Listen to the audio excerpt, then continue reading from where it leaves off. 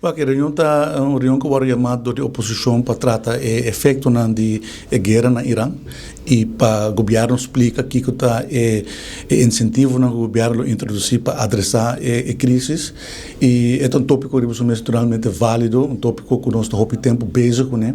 E é dia como por bem apresentar o resultado de diferentes estudos, de diferentes conselhos que nós temos e para explicar como nós vai adressar a crise.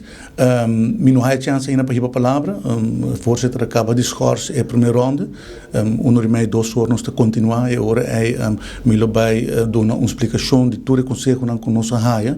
Me explica todo o exercício que o governo faz e incentivo que o governo tem de preparação, que está fundo que nós temos available para fazer isso aqui.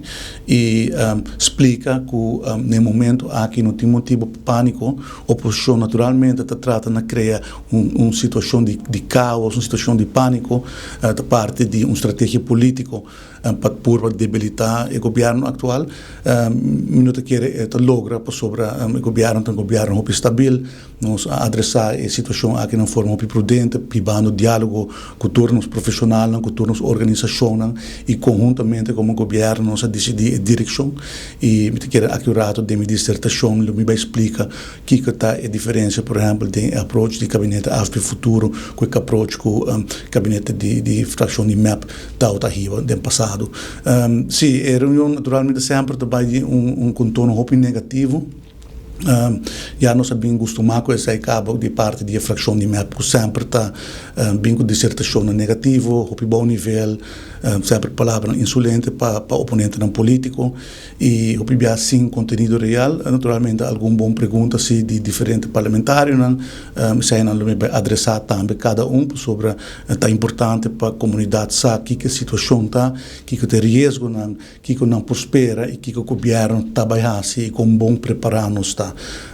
Da parte de processo público, nós nós assumimos responsabilidade, decisão internacional está afetando um país chiquito de maneira Aruba, passei nossa sala que é primeira ajuda que está absorver metade de aumento de preço de gasolina com diesel para 2 lunas, para que com 2 lunas, para sobre donar o espaço para monitorar o que está sucedendo depois no mercado de petróleo. É por cambio overnight, o mercado de petróleo está volátil, outros se portem conversão de paz andando mais profundo que por afetar o preço positivamente.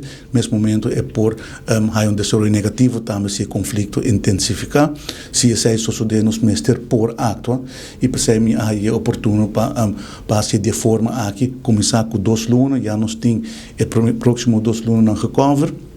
Mientras nós seguimos monitorar a situação e criar outro instrumento para adressar a situação.